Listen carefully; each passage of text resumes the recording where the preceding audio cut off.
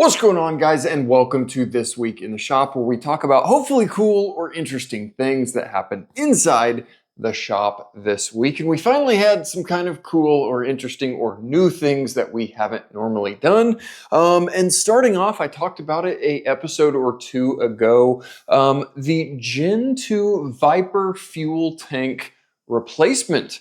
Now, that's probably something that would normally never need to be done, but on a Generation 2 Dodge Viper coupe, not the convertible, but the coupe, for a fuel tank to be replaced, you have to cut a ridiculously large hole in the rear trunk bulkhead area of the body because there is no access from the factory. The tank is set on the frame. The body is then bonded, attached to the frame from there, and there's no way to get to it other than chopping an absolutely massive hole in the vehicle. This fuel tank had a fuel filler neck where it attached to the tank was cracked.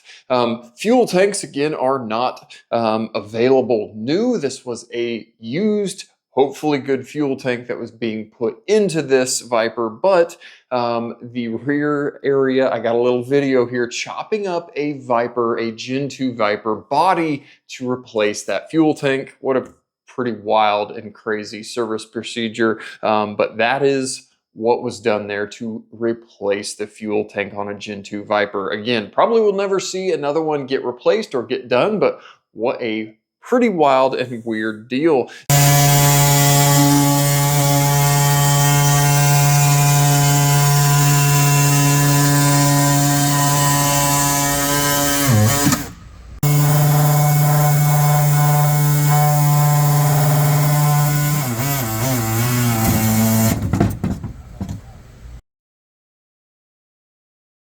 Now, again, another thing here, jumping completely off of Vipers to hybrid Grand Cherokees, had a new failure on a hybrid Jeep Grand Cherokee, the 4xe. I've even talked about, I believe, on the series, the coolant valves, which live in the wiper cowl panel there on the 4xe Grand Cherokees. We have done a bunch of those. We normally have done them in the winter because that coolant valve goes bad and doesn't allow coolant flow into the heater core. You don't have any heat. It's not very nice. Had a new failure on one, which I haven't seen before. The valves are cracking and leaking coolant either externally or into the electronic portion of that valve and setting a check engine light.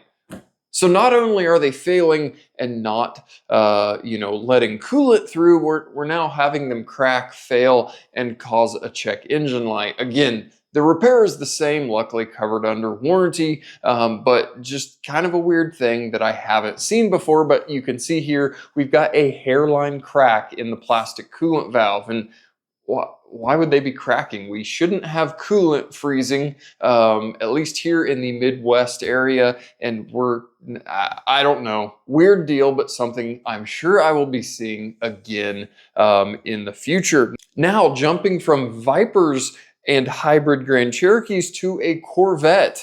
A relatively low mile. I think this thing only had like 8,000 miles on this C6 Corvette, but a LS3 powered Corvette. I don't recall the year. I believe it was like a 09, if I recall.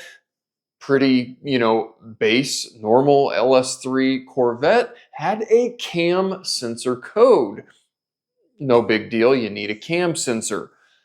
The cam sensors apparently, I don't know if they often do or if just in this case, the cam sensor swelled and basically became one with the front timing cover.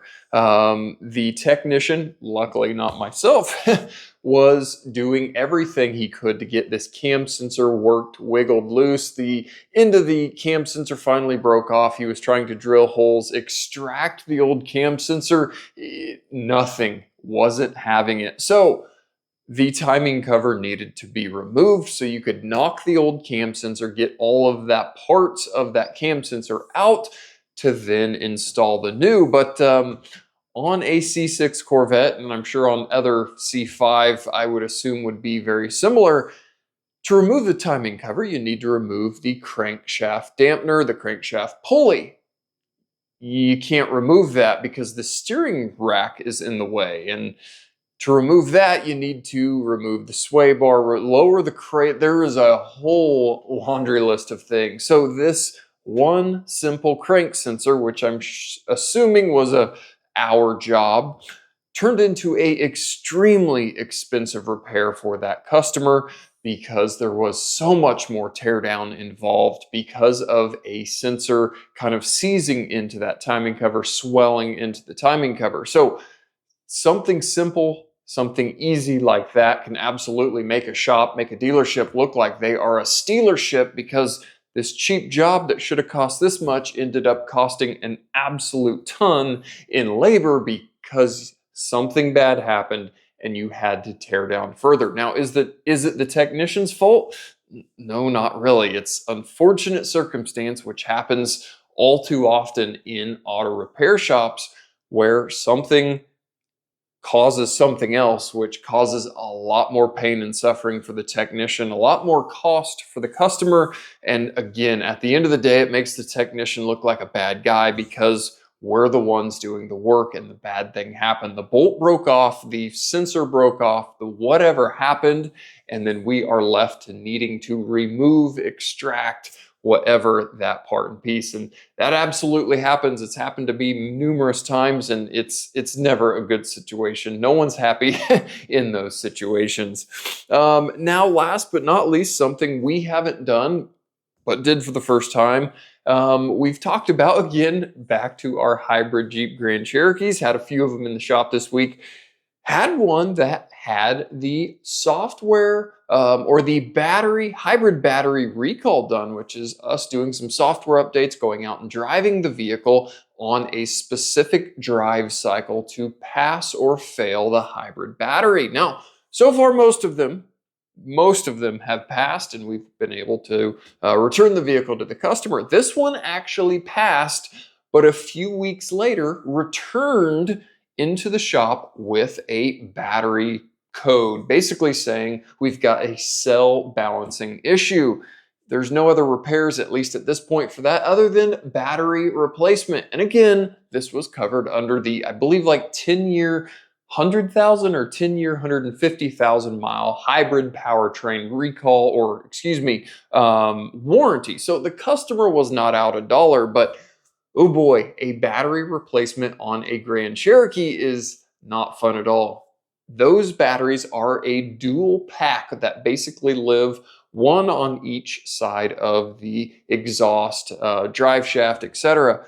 Those are replaced as a pair, a matched pair. So exhaust down, drive shaft down, just a numerous amount of skid plates, parts, pieces, brackets to finally access that battery. Now, that battery, again, like I said, there in the box is those two halves which go into the vehicle and make one hybrid battery. So that was quite a, install there. But again, thank goodness for warranty. But that kind of runs around to what happens when these vehicles are out of warranty. Just in this episode here, we talked about two different hybrid 4xe issues that happened that, again, luckily were covered under warranty. But eventually, once time and mileage pass, these vehicles are going to fall out of warranty. And I don't know how people are going to afford to